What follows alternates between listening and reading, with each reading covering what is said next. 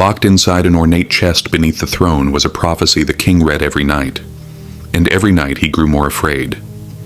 He wasn't afraid of enemies or rebels. He was afraid of the palace itself. Those closest to him said he paced the halls as though searching for cracks no one else could see. Stay, and you'll learn the truth behind the dynasty that trapped itself through secrecy, the rituals that controlled their every move, and the moment a powerful family discovered they had become prisoners of the very kingdom they ruled. If you enjoy this dark histories, leave a like and subscribe. Comment below where you're watching from. I'm genuinely curious to know where this story reached. In the heart of an ancient kingdom where the mountains rose like sleeping giants and the river carved a silver path through mist-covered forests, there stood a palace so vast and so old that no living soul remembered its true beginning. And within its towering stone walls lived a royal family, whose power once stretched beyond every border, every village, every whispering breeze that carried news across the land.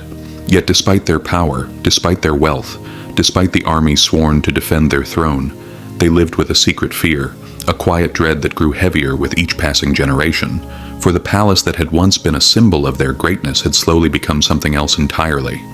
A gilded cage shaped not by enemies or wars, but by their own decisions, traditions, and the silent walls that listened to everything they said.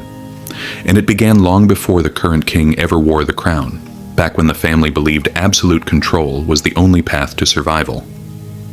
Believing that the more they kept others out, the safer they would be, building rules that sealed themselves away from the world, piece by piece until the palace gates rarely opened, and the royal bloodline became a thing the kingdom admired from afar but no longer understood. And within those walls the royal family lived by rituals so old that even they could not fully explain them. Rituals created by ancestors who believed the world outside was filled with dangers, not of swords or armies, but of influence, betrayal, and unseen forces capable of twisting the course of destiny. And each ruler, fearing the stories passed down through centuries, strengthened these rituals until the palace became a place where silence ruled, where information moved carefully, where decisions were made in echoing halls lit only by thin shafts of sunlight breaking through narrow windows, as though even light itself was allowed to enter only in small portions. And the courtiers who served within those walls walked softly, speaking rarely, moving with the awareness that the palace recorded everything, for it was said that the walls carried memory, that every secret whispered inside them remained forever woven into the stone. And so the royal family lived in a strange half-life where safety and fear were indistinguishable. And this fear grew more powerful when the king inherited a prophecy sealed in a leather-bound scroll hidden beneath the throne itself, a prophecy said to have been written by a seer, whose words had shaped the decisions of rulers long before the kingdom took its current form. And the scroll warned that the family would one day lose power not by sword or fire, but by shadow born within their own walls. And though no one could decipher its meaning, the king believed it fiercely, guarding it like a relic that revealed a truth too dangerous to ignore.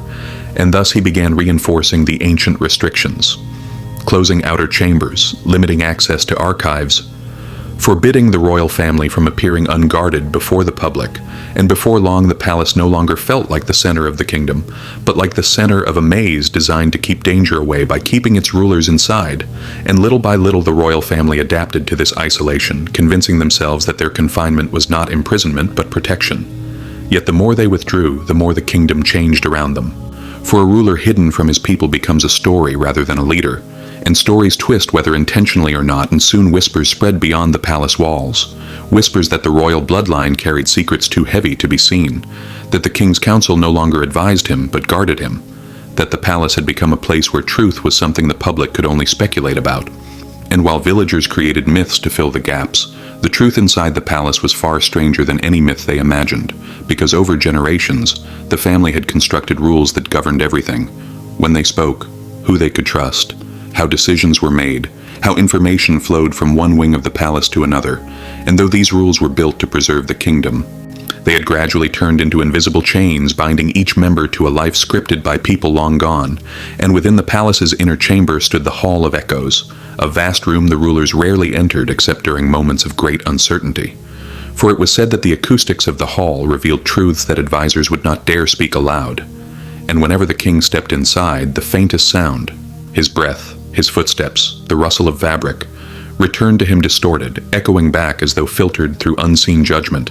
and the king, troubled by the prophecy and warned by advisors who had long served the bloodline, visited the hall more often than any ruler before him, pacing its shadowed floors as he searched for meaning in the very echoes surrounding him, and each visit made him more wary, more cautious, more convinced that the threat foretold by the prophecy was not an external enemy but something closer, something woven into the lineage itself.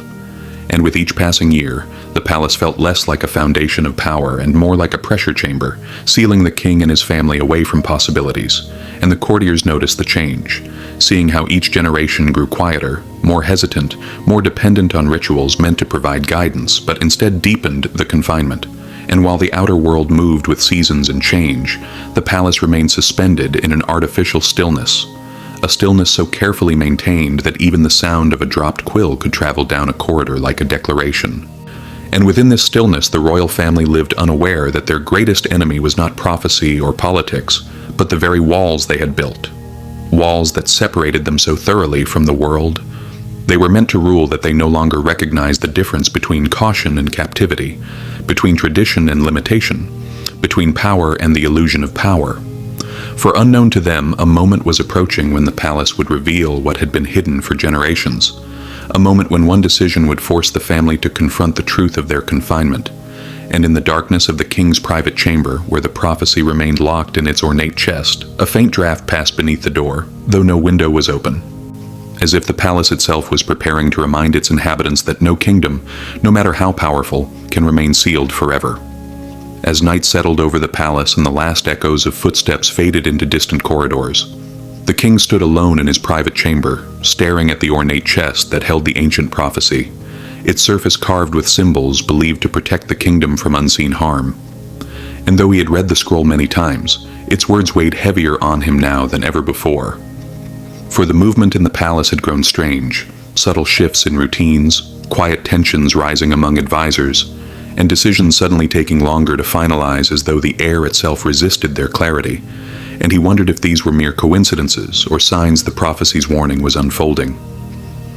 Whispering that danger rose not from the outside, but from something rooted deep within, and as he paced across the room, the candle beside him flickered without wind, casting his shadow in long, distorted shapes against the walls, shapes that looked nothing like the steady, confident figure he remembered himself to be. And he realized with a shiver that he no longer recognized the man he had become, a ruler shaped more by fear of prophecy than the duty of leadership. And while he wrestled with these thoughts, the palace continued its quiet transformation, shifting in ways too subtle for most to notice, yet impossible for the crown to ignore, and it began with the advisors, the circle of men and women sworn to support the king's governance, who had once spoken freely, but now chose their words with unnatural care. Their conversations thinning into fragmented murmurs that carried the weight of hidden caution. And while none dared oppose the king outright, their silence spoke of something deeper, a tension rooted not in rebellion, but in uncertainty, as though they sensed that the kingdom they served was tilting toward an unseen edge. And the queen, who rarely ventured beyond the inner gardens, noticed the shift as well, observing how servants who once moved confidently through the palace now glanced behind them before speaking, how the guards at the outer gates tightened their posture even when no threat lingered in the distance, how the courtiers' smiles no longer reached their eyes, and she felt the palace tightening like a net around its inhabitants, pulling them inward as though the walls themselves were responding to the king's growing fear.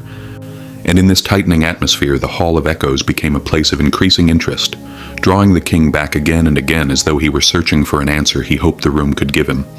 And each time he entered the hall, he walked its length in silence, listening to the way his footsteps shifted, how the echoes returned softer or sharper depending on his direction.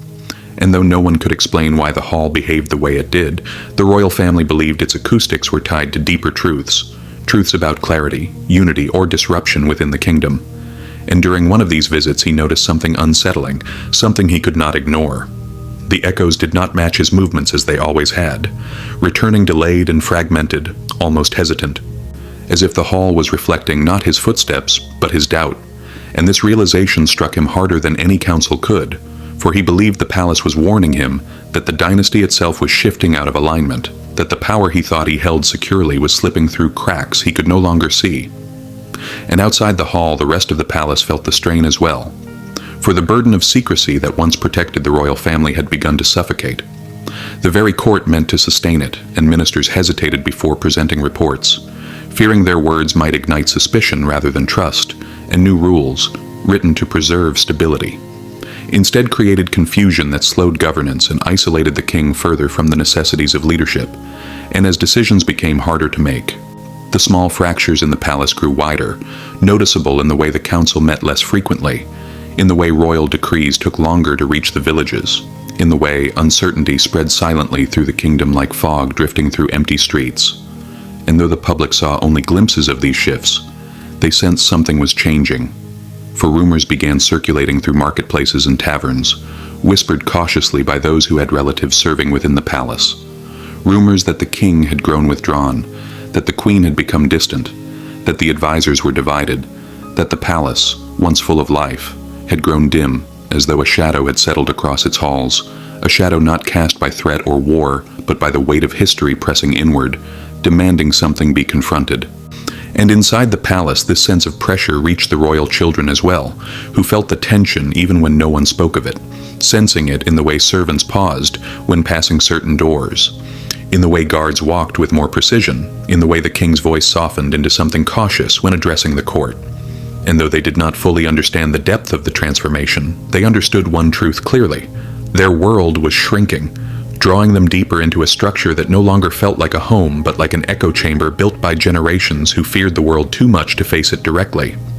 And as the prophecy's warning echoed in the king's memory day after day, he began to wonder if the shadow born within the walls was not a person but a condition, a consequence of the very system his ancestors had created, a system that isolated rulers to such extremes that they lost sight of the world they governed, becoming observers rather than participants, prisoners rather than leaders, confined not by enemy forces but by beliefs that had become too rigid to bend. And each night he grappled with this question. Was the royal family truly protecting the kingdom, or were they protecting a structure so outdated that it hindered the very stability they sought to maintain? And one night, unable to sleep, he walked the length of the palace halls illuminated only by moonlight through narrow windows, noticing cracks in old stone, hearing faint creaks in wooden beams, feeling the cold air that seeped through unopened doors. And the palace, which had once felt strong and eternal, now felt fragile in ways he had never acknowledged. And as he reached the Hall of Echoes once more, he hesitated before stepping inside, aware that each visit revealed something new, something unsettling, something that made him feel as though the palace was slowly urging him toward a truth he had spent years avoiding. And when he finally entered, the air within the hall felt heavier than before, charged with an energy that made the hairs on his neck rise. And as he walked the length of the hall, waiting for his footsteps to return, the echoes did something they had never done. They stopped, falling completely silent, leaving only the sound of his breath reverberating faintly through the vast chamber. And in that moment he realized the palace had given its clearest warning yet. Silence meant collapse. Silence meant disunity. Silence meant that the dynasty was no longer aligned with the structure built to support it. And as he stood in that unnatural quiet, he felt the full weight of the prophecy settle upon him. And for the first time he understood. The royal family had spent centuries building walls to protect themselves from the world, only to discover that the greatest threat had been growing inside those walls all along.